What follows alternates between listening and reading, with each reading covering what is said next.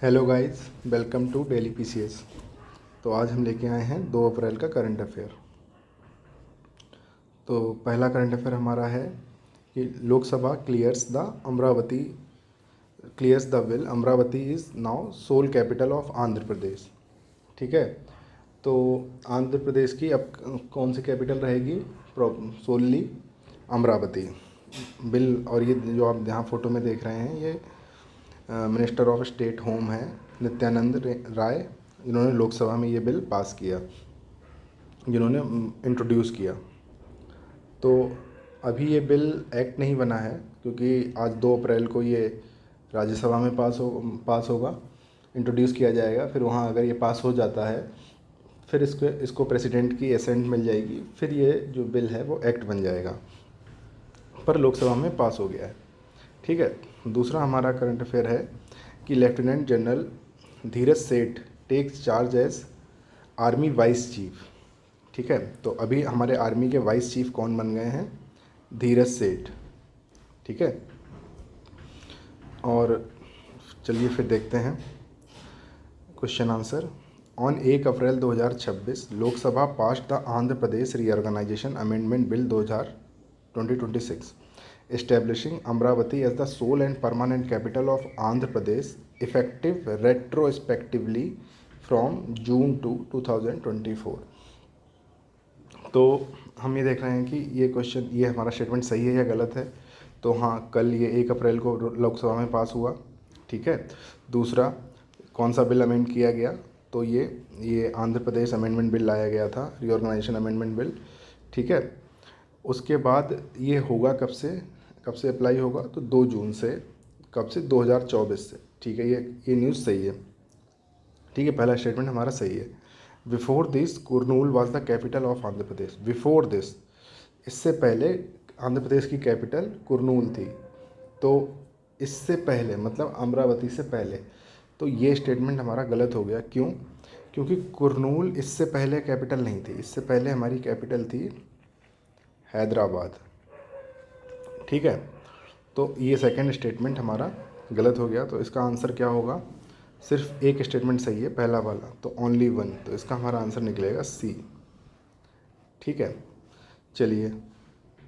तो सबसे पहले जब आंध्र प्रदेश बना था, तो 1953 से 1956 तक इसकी कैपिटल कुरनूल थी। ठीक है, उसके बाद 56 से 2014 तक इसकी कैपिटल हैदराबाद रही। फिर क्या हुआ कि 2 जून 2014 को आंध्र प्रदेश को 2 अलग अलग स्टेट्स में बांटा गया, एक आंध्रा, दूसरा तेलंगाना। ठीक है, और इन दोनों की कंबाइंड कैपिटल जो थी वो हैदराबाद थी। उसके बाद अब इसकी कैपिटल कौन सी हो जाएगी? अमरावती। ठीक है, ये क्लियर है। फिर आगे दोनों स्टेट्स को देख लेते हैं।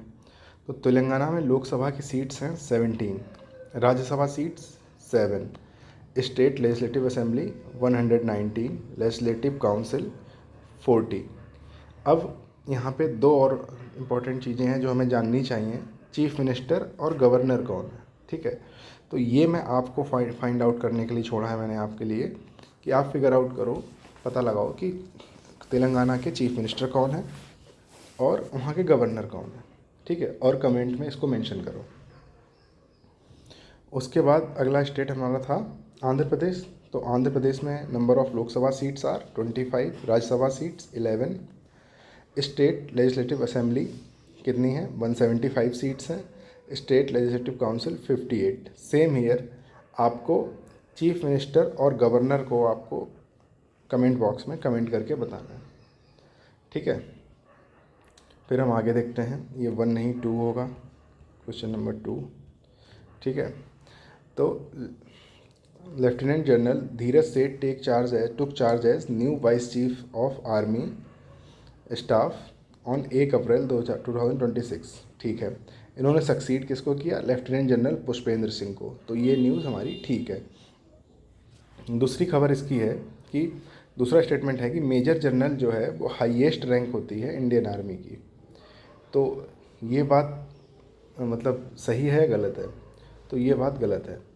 इसकी जो हाईएस्ट रैंक होती है इंडियन आर्मी में, जो हाईएस्ट रैंक है वो मेजर जनरल ना होके फील्ड मार्शल होती है। ठीक है, तो हमारा पहला स्टेटमेंट ठीक है, धीरज सेठ ने चार्ज लिया वाइस चीफ का आर्मी के। सेकंड स्टेटमेंट गलत है, मेजर जनरल रैंक नहीं है। तो पहला स्टेटमेंट अगर सही है तो इसमें भी हमारा आंसर सी होगा, ओनली वन करेक्ट। ठीक है, अब यहाँ पे हम रैंक्स देख लेते हैं। अभी कुछ ही दिन पहले एग्ज़ाम में पूछी गई थी रैंक, तो शायद वो यूपीएससी या पीसीएस का, यूपी पीसीएस का एग्ज़ाम था, तो उसमें रैंक्स जो थी वो पूछ रखी थी अरेंज करने को ऑर्डर के हिसाब से। तो अगर हम इंडियन आर्मी की रैंक्स आज देखते हैं तो इंडियन आर्मी में जो सबसे सबसे बड़ा ऑफिसर होता है वो फील्ड मार्शल होता है। ठीक है, एक्टिव रैंक में उसके नीचे आते हैं जनरल, ठीक है, फिर लेफ्टिनेंट जनरल, उसके नीचे फिर मेजर जनरल, फिर ब्रिगेडियर, फिर कर्नल, फिर लेफ्टिनेंट कर्नल, फिर मेजर, और फिर कैप्टन, फिर लेफ्टिनेंट। अब इसमें आपने, अगर आप, पता नहीं आप लोगों ने देखा या नहीं देखा, एक बड़ी रील वायरल हो रही थी सौरभ द्विवेदी की। तो उसमें वो एक किसी लखनऊ के बच्चे से पूछते हैं कि आप क्या नाम क्या है आपका, तो वो बताता है मेजर वर्मा। तो वो कहते हैं कि मेजर वर्मा मतलब मेजर हैं, तो वो कहता है हाँ डायरेक्ट मेजर बनेंगे। तो वो कहता है कि सीधा मेजर बनेंगे, किससे, एनडीए से। तो अगर वो थोड़ा सा, उसको इन्फॉर्मेशन नहीं थी उस बंदे को, अगर आप एनडीए से सेलेक्ट होते हो तो आप लेफ्टिनेंट बनोगे सबसे पहले, फिर आप धीरे धीरे ऊपर बढ़ोगे एक एक रैंक। वो यहाँ की रैंक बता रहा था मेजर की। ठीक है, उन्होंने उसमें एक और सवाल पूछा था कि एनडीए जो है वो है कहाँ। ठीक है, नेशनल, एनडीए का मतलब है नेशनल डिफेंस एकेडमी। ठीक है, तो इसकी लोकेशन है खड़गवासला, पुणे। ठीक है, तो ये हमें याद रखना है, ये भी आप याद रखिए, और ये याद रखिए कि ये इनकी रैंक्स क्या होती हैं, क्योंकि आजकल पूछे जाने लगी हैं एग्ज़ाम्स में। ठीक है, ओके, ये हो गया है। फिर हम देख लेते हैं एक और चीज़ हमें जो आज देख लेनी चाहिए कि ये तो चलो वाइस चीफ हो गए, इंडियन आर्मी के चीफ कौन है। ठीक है, चीफ ऑफ आर्मी स्टाफ इस समय कौन है। तो जो आर्मी स्टाफ है,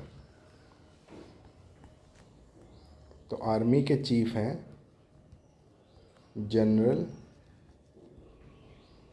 उपेंद्र द्विवेदी। ठीक है, और वो आर्मी के 30th चीफ है। ठीक है, 30th का मतलब उनकी जो जो वो उनका जो नंबर है वो 30वें चीफ बने हैं। ठीक है, इनसे पहले 29 चीफ और रह चुके हैं आर्मी के पहले। ठीक है, फिर हम बात कर लेते हैं नेवी की। तो नेवी के चीफ कौन है, तो एडमिरल दिनेश कुमार त्रिपाठी। ठीक है, तो ये हमारे इस समय नेवी चीफ हैं। इनकी रैंक, इनका नंबर कौन सा है, तो ये 26 नंबर के चीफ हैं नेवी के। ठीक है, फिर आता है एयरफोर्स।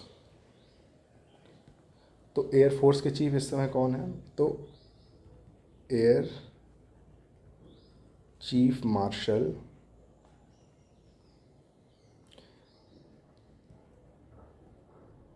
अमरप्रीत सिंह। ठीक है, ये कौन से नंबर के हैं, तो ये 28th नंबर के एयरफोर्स के चीफ हैं, एयर चीफ मार्शल हैं। ठीक है, तो ये रहा हमारा आज का करंट अफेयर। चलिए जल्दी से अब कल का रिवाइज कर लेते हैं। तो जेडी वेंस ने अपना मेमोयर लिखा था, नाम था उसका कम्युनियन। ठीक है, finding my way back to faith. ठीक है, ये जेडी वेंस हैं कौन, तो यूएसए के ये वाइस प्रेसिडेंट हैं। ये हो गया।